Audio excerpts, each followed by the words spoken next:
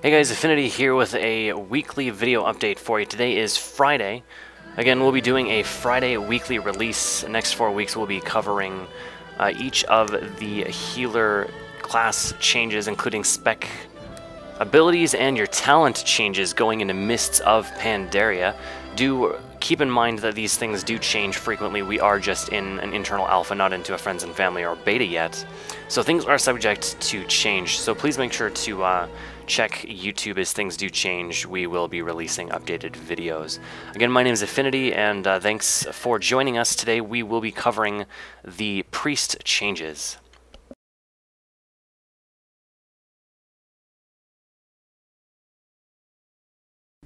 Okay, here we go. We're going to start with the level 15 abilities. Void Tendrils, 30-second cooldown, 4% of your base mana. Summons shadowy tendrils out of the ground, rooting all targets within 8 yards for 20 seconds. Killing the tendril will cancel the effect. The Psyfiend, it's a 1.5 minute cooldown, 4% of base mana, instant cast, summons a Psyfiend that stands in place. The Psyfiend casts a Psychic Scream on all nearby enemies within 30 yards every 1.5 seconds, preferring anything attacking the priest. Psychic Scream causes enemies to flee for 1 minute. Damage caused may interrupt the effect, so more of a crowd control ability there. Psychic Scream, your current one, 3% of base mana, instant cast, 30-second cooldown. The caster lets out a Psychic Scream, causing 5 enemies within 8 yards to flee for 8 seconds. Damage caused may interrupt the effect. So this is going to be very PvP focused. Psyfiend is going to be more of a crowd control spell, which has its uses in 5-mans. Psychic Scream is your current one, so we're going to go ahead and just go with our current Psychic Scream, as that is what we're familiar with. Okay, on to the level 30 abilities. Body and Soul, current holy talent. When you cast Power Word Shield or Leap of Faith, you increase the target's movement speed by 60% for 4 seconds. Path of the Devout increases your movement speed while levitating by 25%. Do keep in mind that levitate is broken when you take damage, so that'll be interesting to see kind of what the usage of Path of the Devout will be. Fanta Scizzum, anytime you fade, you remove all movement impairing effects from yourself, and your movement speed will be unhindered for 3 seconds. So more of a PvP focused spell there. We'll see about that. Body and Soul, we're going to go ahead and go with that for now, as that's some more practical applications in raiding. Level 45 spells. From Darkness Comes Light, we'll focus on the caster form here, called Surge of Light. You have a 15% chance when you smite, heal, flash heal, binding heal, or greater heal to cause your next flash heal to be an instant cast and have no mana cost. I believe that's a holy spell, or holy talent as of the current patch. Divine Star, it's not yet implemented. 20-yard range, 30-second cooldown. Fires a Divine Star in front of you, traveling 20 yards, doing damage to all enemies and healing all friendly targets in its path. After reaching its destination, it will return to you, also damaging and healing all targets in its path. So that's going to be more like a Light of Dawn Holy Pally spell. It's going to be a positional requirement, kind of a frontal cone, goes out 20 yards, heals everything in its path, jumps back to you, healing people again in its path. So that's going to be a fun one to play with for stack-up fights. Next one, Archangel, going to be your current Archangel located in your disc talent tree. We're going to talk about the caster form one. Consumes your evangelism, increasing your healing done by 5% for each evangelism consumed, 30-second cooldown.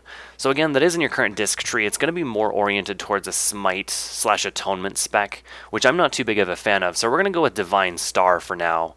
That's going to be more of a practical healer use, more so than your kind of hybrid damage and healing at the same time. So Divine Star for now. Down to your level of 60 talents now. We're going to go ahead and start with Desperate Prayer, current one in your holy spec. It's a 2-minute cooldown instant cast.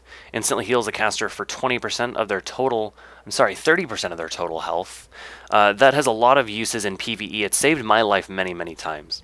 Angelic Bulwark increases the effectiveness of your own Power Word Shield, Divine Aegis, and Spirit Shell on yourself by 30%. That can have some PvE uses, but I'm going to go with that's a little more PvP focused. We'd have to see encounters to really be able to judge how much of a PvE benefit that is going to have in saving your life when you compare it to Desperate Prayer or even Final Prayer.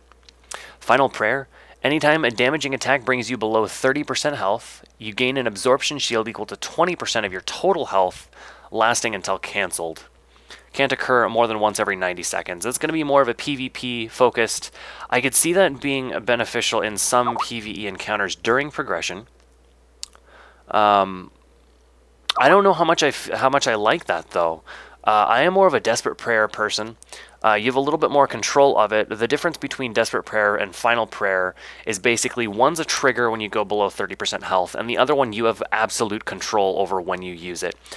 And again, Angelic Bulwark is going to be more of a PvP focus, and it'll be really interesting to see what the benefits in PvE are. So for now, we're just going to go with Desperate Prayer. Level 75 spells Twist of Fate increases damage and healing done to targets at or below 20% health. See this more as a DPS spec for your execute. DPS are known to having an execute 20, 25, 30%, whatever. Hunters have above 90% if they're spec'd for it. So I would see this more as being a benefit to DPS, maybe a PvP bonus, but more so PV or DPS for PvE. Power Infusion, 2-minute cooldown. Current one that we presently have in the disc spec. Increase the target, infuses the target with power, increasing spell casting speed by 20% and reducing the mana cost of all spells by 20%. Lasts 15 seconds. So again, that's the current one that you have now. Divine Insight, going to look at the caster form again. Serendipity. When you heal with Binding Healer Flash Heal, the cast time of your next Greater Heal or Prayer of Healing spell is reduced by 20% and mana cost reduced by 10%, stacking up to 2 times. So again, if it stacks up to 2, it's going to be 40% spell reduction with a 20% mana reduction. So that has some benefits. I'm going to go with, going to be kind of tricky to pull off in PvE initially if mana is going to be a concern, as Flash Heal and Binding Heal don't do a whole lot of healing, and they do consume quite a bit of your mana. So this is going to be something that you'll probably see more once you're comfortable with your mana, you've got more gear, more of a farm status kind of talent that you've got going there with Divine Insight. I could see its uses on some encounters where mana may not be nearly as much of a concern, but for now, that's going to look like something that's going to be a little harder to pull off. You could also view it as more of a passive gain. So for now, we're just going to go ahead and go with Power Infusion, as that is what we are used to. We'll have to play with Divine Insight a little bit on beta to really be able to give you a definitive what's going to be better. You're looking at kind of like the 60 talent tree. You're looking at a passive versus an on-use. Level 90 new talents coming your way. Vow of Unity, instant cast. You create a Vow of Unity with the friendly target. Whenever you heal the target through spells and effects, you are also healed equal to 20% of the amount. In addition, when the target is attacked, 50% of the damage is redirected to you over 6 seconds. If your target is victim to an attack greater than 30% of their total health, the Vow effect ends. Only one target can be linked at a time. I think this is interesting. It looks like it's going to be more PvP. It could have its PvE benefits with a tank, or when you're also taking a lot of damage at the same time. The interesting bit is that it's redistributing 60% of the damage over 6 seconds. So it's not just all just dumping straight back into you. You could kind of treat it like a reversal of Beacon, where you heal yourself for a small percent and you transfer health through this as well. So again, probably more of a PvP talent here, but it might also have its uses in PvE depending on the fight. Void Shift, 40-yard range, instant cast, a 3-minute cooldown. You swap health percentage with the current friendly target. After the effect ends, you are instantly healed for 25% of your total health. They worded that weird because they say when the effect ends, you're healed instantly for 25%. And it doesn't really seem like it has a duration at the moment. So basically, you can use it as a tank cooldown. If they're about to get hit for 90% of their health and they're only at 50%, and you're at 100%, you can swap your health values. You get healed for 25% and your tank is now at full or whatever you were at before. So that's going to be a really good tank cooldown, I would say, as you're just going to swap people. It's also going to be a pretty funny ability to grief people on trash, I would say. Go stand in the lava. get yourself really low, grip them in, void shift with them, and watch them die and scream about it. So that'll be fun, added to your usual life grip shenanigans as a priest. As far as PvE encounters are concerned, I can see a benefit for PvP here as well, where you're basically just going to swap health values, plus 25% health on yourself between the person that you select. Probably more as a tank cooldown, more so than saving a DPS that's standing in crap that they shouldn't be, but that'll be a pretty cool use. I look forward to griefing people with that and seeing how we can really utilize that in a raiding environment. Vampiric Dominance. When you deal damage or healing, 15% of the amount is healed to up to 3 low health nearby allies. This is basically your Shadow Priest one. It's a really passive gain, and they like to do this through your talent specs so far, where you can either pick something that's a passive gain or something that requires a little bit of interaction and casting a spell on your part.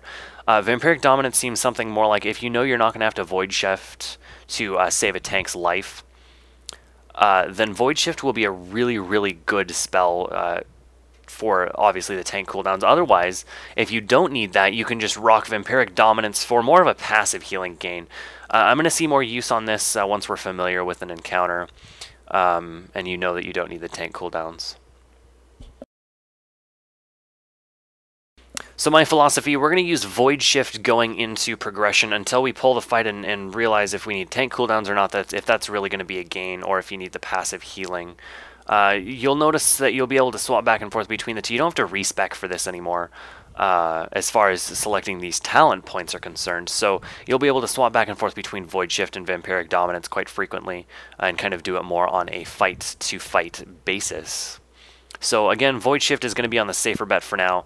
We're going to be able to change things up a little bit. We might see some benefit from Psyfiend for crowd control on trash in 5-mans or raids.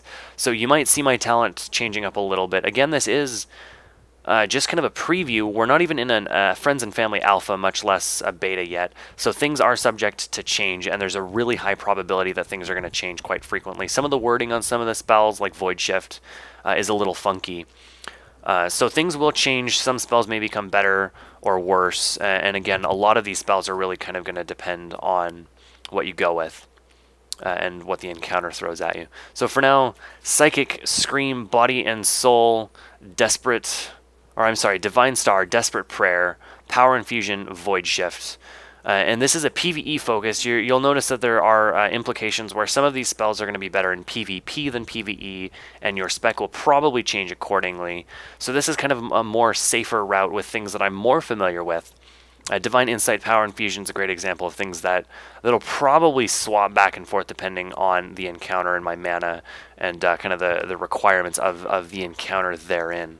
So that's going to be my kind of conservative approach to my talent spec going into progression. And we will change things up accordingly as necessary. So there's a basic overview of what we're going to do talent point wise. We will have another episode later on going over the spec changes.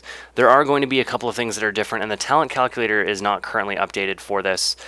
Recently there was a blue post that detailed the change of giving Prayer of Healing back to Discipline instead of redesigning Holy Nova to kind of be the same thing. So again, things are subject to change, so we will leave it there and we will retouch on the talent changes as soon as we get closer to an alpha and or beta announcement.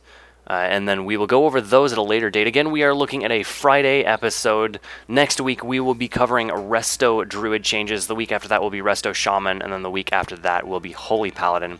Those will all be released on Friday, so please make sure to stick around, give us a follow. We will also be uploading a lot more video content over the course of Beta and Alpha as those are given out and the NDA, non-disclosure agreement, is lifted, so please make sure to stick around on our YouTube for that. As soon as the non-disclosure agreement is lifted for Alpha/Beta of Mists of Pandaria, we will also be streaming that live to twitch.tv/affinity_yappy_BL.